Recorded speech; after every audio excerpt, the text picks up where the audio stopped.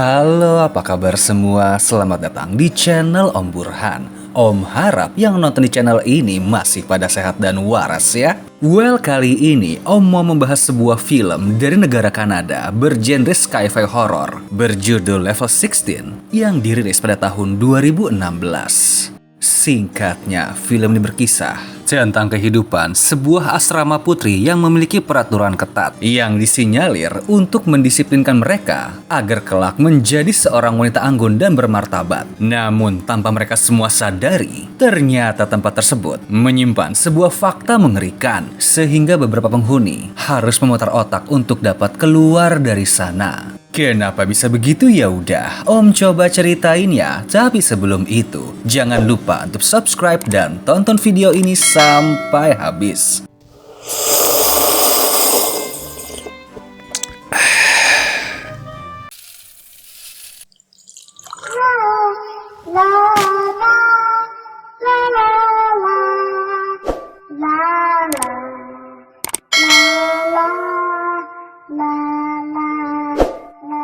Time story. Are you sitting comfortably? Then I'll begin.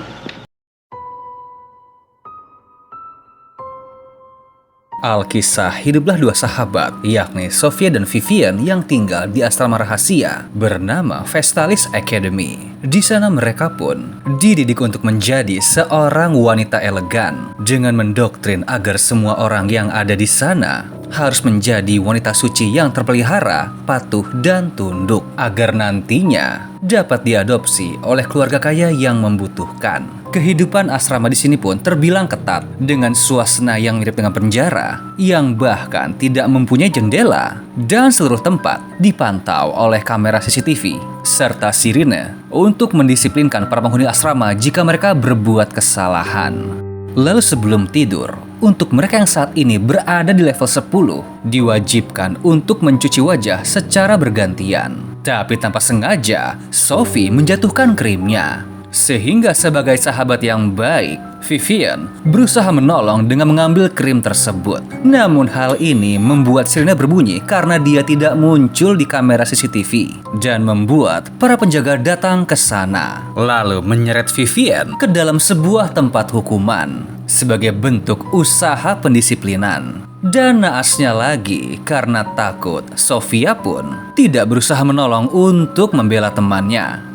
Kemudian waktu pun berlalu, kini mereka telah beranjak dewasa dan akhirnya sampai ke level 16. Nampak kalau Vivian juga berubah menjadi sosok yang tegas dan lugas sehingga kerap mendisiplinkan teman-temannya agar tidak dihukum. Dia pun diberi jabatan sebagai pemimpin kelompoknya yang bernama Rose Hall dan satu kelompok dengan Sofia yang juga telah beranjak remaja. Setiap hari mereka diwajibkan untuk minum pil vitamin yang dipercaya mampu membuat mereka tetap sehat. Lalu setelah makan, manajer tempat tersebut yang bernama Ibu Brixill datang ke sana dan memberikan para gadis sebuah gaun karena mereka telah berkelakuan baik. Keesokan pagi, Sophie pun berusaha bicara dengan Vivian, namun ditanggap secara dingin dikarenakan peristiwa saat dahulu dirinya dihukum dan menyalahkan Sofia karena nggak mau menolongnya. Tapi Sofia hanya ingin berpesan untuk tidak meminum vitamin yang nanti akan diberikan. Dan ya, walau bersikap dingin, tapi pada saat sedang mengantri, Vivian menuruti hal tersebut. Lalu saat malam, ketika semua gadis sudah tertidur pulas, terlihat kalau hanya Vivian dan Sofia lah yang masih terjaga karena nggak minum vitamin itu. Nggak lama, Ibu Brixill datang bersama para penjaga dan memilih beberapa gadis untuk diangkut yang nampak cantik dan segar. Di mana Vivian turut serta dibawa ke sebuah ruangan yang nampak seperti sebuah pajangan. Dan sepertinya mereka ini sedang diperlihatkan oleh sepasang suami istri yang nampaknya berasal dari kalangan atas. Tapi ternyata tujuan mereka bukan untuk mengadopsi, namun ingin membeli satu gadis tersebut. Kemudian karena nggak dipilih, Vivian dikembalikan ke dalam kamar, lalu menceritakan tentang hal yang dia lihat kepada Sofia. Dan karena keanehan ini, mereka pun berniat untuk kabur. Namun gak lama kemudian, Bu Brixie kembali datang dan kali ini mengangkut Sofia, di mana Vivian mengambil kesempatan ini untuk segera kabur. Namun dia kembali lagi setelah menyadari kalau pintu lorong tidak bisa dibuka. Lalu akhirnya malam yang menegangkan itu kini telah usai. Kemudian Vivian dan para gadis pun diberi vaksin anti demam oleh Dr. Miro, lalu menonton film bersama-sama. Tapi sebelum tidur, Vivian kembali berbicara tentang rencana kaburnya bersama Sofia yang ternyata telah mengetahui banyak hal yang terjadi di tempat ini dan berniat mengajak semua gadis untuk pergi dari sana. Namun Vivian merekomendasikan untuk menggunakan cara lain supaya nggak dihukum jika ketahuan. Keesokan hari, Vivian menemui Dr. Miro untuk berbasa-basi dan berbicara tentang film yang selama ini para gadis tonton. Ia berkata kalau telah bosan menonton film itu karena telah berkali-kali menyaksikan semenjak dia berada di sana. Mendengar hal ini, sang dokter pun, yang merupakan pemegang kuasa atas tayangan di sana, berencana untuk menayangkan film yang baru. Setelah puas berbincang, Vivian pun pergi makan. Dan pada saat itu, temannya terkena demam dan dia disuntik sebuah vaksin yang membuat lengannya terluka. Di satu sisi, Sophie sangat ingin membuat semua gadis sadar atas kejanggalan di asrama ini, terutama karena ada seorang penjaga yang masuk dan menyentuh para gadis di saat mereka tidur.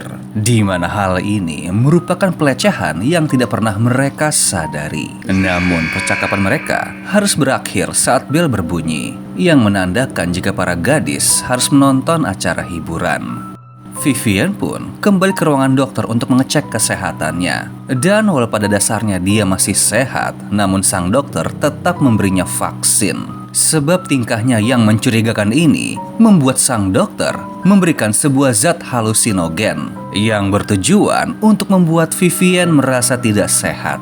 Sekembalinya dari klinik, Sophie kembali membicarakan rencana mereka untuk kabur. Namun sayang, obrolan mereka membuat seorang temannya yang bernama Ava curiga dan melaporkan hal ini karena dianggap sebagai tindakan yang kotor. Sehingga Vivian mendapat hukuman kurungan hingga waktu yang ditentukan. Lalu malam pun kembali tiba, dan ketika semua gadis sedang tidur, sang penjaga yang bernama Alex ini, yang kerap menyentuh para gadis, kembali datang ke kamar Sofia. Tapi di tengah aksinya, gadis ini mencekik pria besar itu, hingga mereka bertengkar hebat. Namun berkat kecerdikannya, dia berhasil mengambil kartu kunci, dan hendak melepaskan Vivian. Namun karena alarm tiba-tiba berbunyi, Sofia malah meninggalkannya. Lalu keesokan pagi, para gadis dikumpulkan dan Dr. Miro menyatakan jika Sofia telah bertindak kotor. Di mana gadis itu dianggap tidak tahu terima kasih karena sikapnya yang kerap membangkang. Padahal selama ini selalu dirawat dan dibesarkan dengan baik. Apalagi kartu kunci sang penjaga pun hilang. Dan sampai barang itu dikembalikan, Ibu Brixie membuat semua orang menerima hukuman setiap harinya hingga kartu kunci itu dikembalikan. Dan kini peraturan pun semakin ketat. Bahkan pemberian vitamin diberikan secara langsung oleh Bu Brixie, serta memastikan agar semua orang menelannya.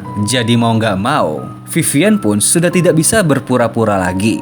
Di kala malam, dia pun berusaha terbangun dan mencari kartu kunci hingga ketemu. Dan kembali mencoba kabur dari tempat itu. Namun sayang, usahanya gagal. Tapi dia pun malah melonggarkan baut pintu agar dapat membukanya dan kemudian pergi ke arah klinik.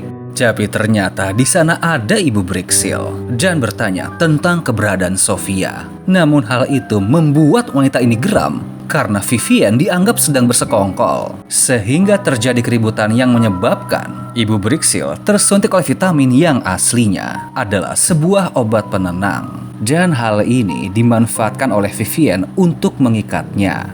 Lalu saat dia berhasil kabur, akhirnya Vivian dapat melihat keadaan luar, di mana untuk pertama kali dia pun dapat melihat bulan.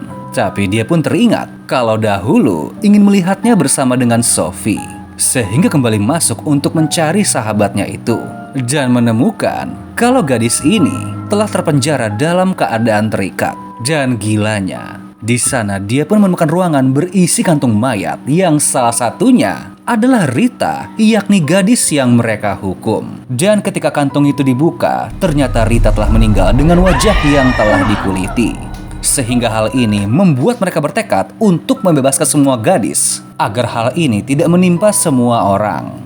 Kemudian Sophie berpura-pura menjadi petugas asrama dan menyuruh semua gadis untuk bangun. Sementara Vivian menanti di atas. Tapi karena sadar kalau dia tidak bisa diam saja, dia pun malah turun ke ruangan lain. Dan pada sebuah kamar, dia pun menemukan sebuah TV besar yang mempromosikan klinik kecantikan Vestalis, yang mengungkap tabir gelap tempat tersebut. Karena selama ini, mereka semua dirawat untuk menjadi donor peremajaan kulit.